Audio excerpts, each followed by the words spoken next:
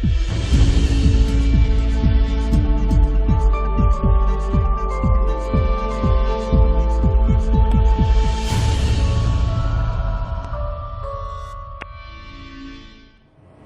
hati-hati. Mungkin kita korban dari masa lalu kita. Yang hari ini kita jadi orang tua. Dan kita punya anak tidak seperti kamu, jenius. Yang ranking 1 juara umum. Anak kamu dari 20 ranking 19, ranking 15. Ayo, pujian itu kan bukan hanya dari prestasi saja.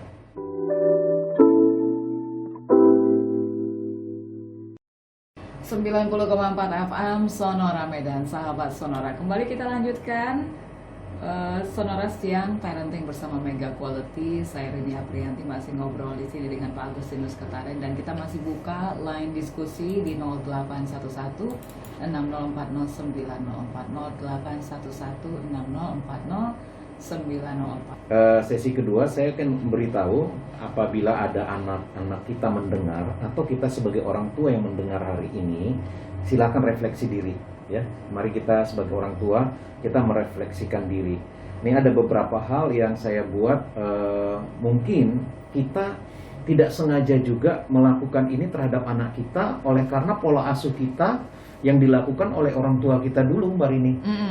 Orang tua dulu kita juga mengasihi kita, tetapi ada perlakuan-perlakuan yang membuat kita juga sekarang jadi orang tua copy paste apa yang dilakukan oleh orang tua dulu. Contoh, ini satu nih, tidak bisa memberikan rasa aman untukmu. Jadi rasa aman itu justru ya membuat kadangkala anak merasa risih. Mungkin kamu pernah dilakukan oleh orang tuamu over proteksi. Terlalu over.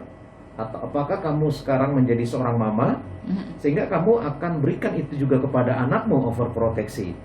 Kamu mungkin dulu anak sebagai seorang anak perempuan dan mungkin kamu posisinya menjadi satu-satunya anak perempuan di keluargamu. Nah sekarang sudah menjadi mama, kamu punya anak laki-laki. Kan gitu nih Mbak Rini. Nah kamu overproteksi padahal dia anak laki-laki. Ya. Tapi dia satu-satunya laki-laki, Tuh, Pak. satu-satunya laki-laki, apapun namanya. Ya, sebagai seorang pria, kita perlu ajarkan dia juga untuk bisa bagaimana dia menjadi solusi atas setiap masalah dia. Karena pria itu perlu menerima tanggung jawab. Supaya nanti lahir generasi-generasi atau papa-papa atau bapak-bapak yang benar-benar punya tanggung jawab full terhadap keluarganya. Makanya putuskan rantai yang mungkin selama ini kita salah oleh karena kita copy paste dari orang tua kita dulu dan kita anggap itu ya aman-aman aja, nyaman-nyaman aja memberikan itu semua. Ayo refleksi hari ini. Kalau kamu melihat bahwa hari ini kamu menjadi orang tua, apakah papa, mama, tapi kamu merasa aduh anakku ini, kamu merasa bahwa anakku ini kenapa dia nggak aman ya cerita dengan saya? Ayo refleksi para orang tua. Mungkin ini karena faktor dulu kita. Orang tua kita dulu mungkin terlalu over proteksi terhadap kita. Tapi jangan samakan. Itu menurut saya, Mbak Rini. Refleksinya begini, jangan samakan kamu dulu dengan anak kamu sekarang. Apalagi kamu itu dulu itu menjadi anak seorang wanita. Nah sekarang jadi mama. Kamu punya anak pria. Kan beda dong. Nah kedua, terlalu banyak kritik dan tak pernah memuji. Oke, kalau tidak pernah memuji, saya termasuk yang menganut paham sedikit memuji. Sedikit ya? Iya.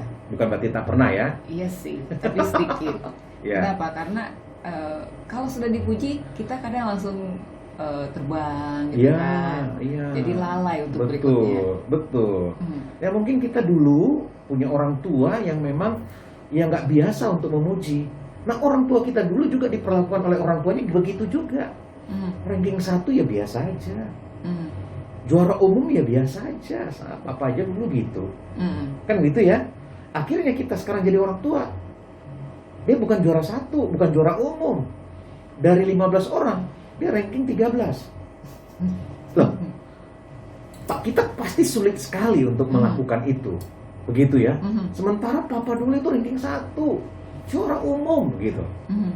Nah kita lebih banyak mengkritik. Kamu gak seperti papa dulu, kamu gak seperti mama dulu. Nah hati-hati. Mungkin kita korban dari masa lalu kita. Yang hari ini kita jadi orang tua.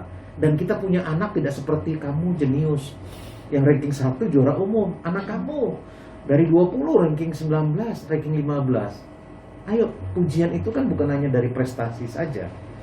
Ayo orang tua, refleksi dirimu. Waktu anakmu melakukannya belum sempurna seperti apa yang kamu harapkan, rajinlah puji dia.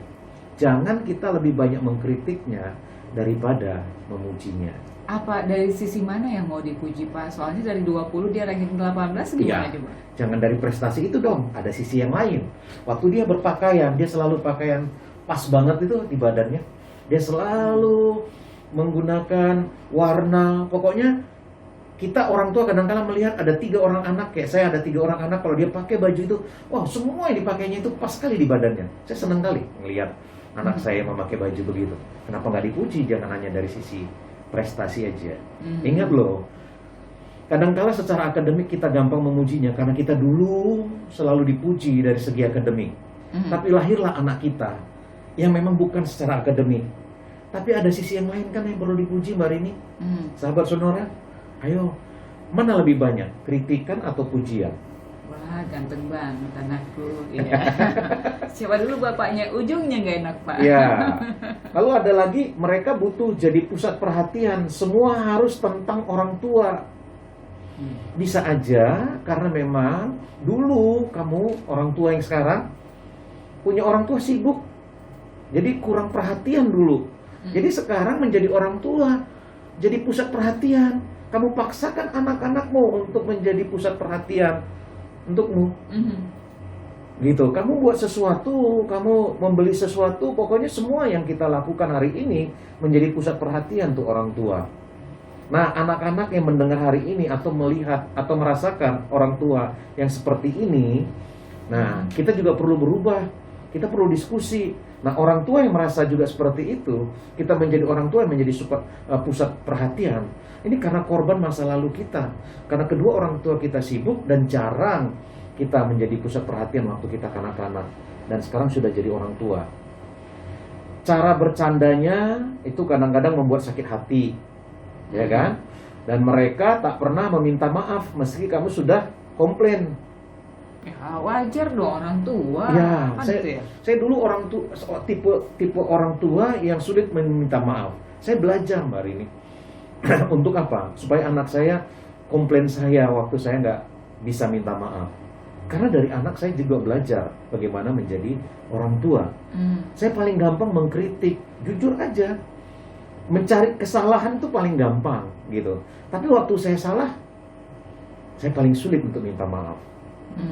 Nah, saya belajar gitu.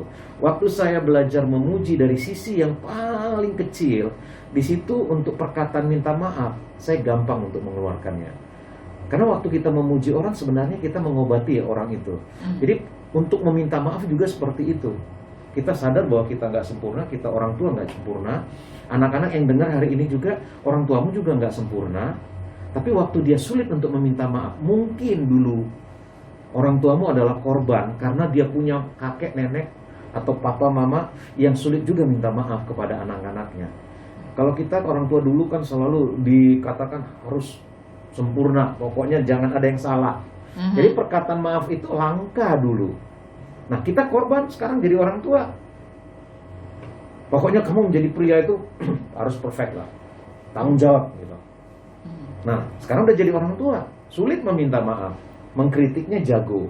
Ayo, refleksi diri hari ini. Oke, refleksi diri sahabat Sonora. Sambil kita break dulu, boleh refleksi. Nanti kita akan coba bahas pertanyaan yang masuk di WhatsApp ya. Kita akan kembali sesaat lagi.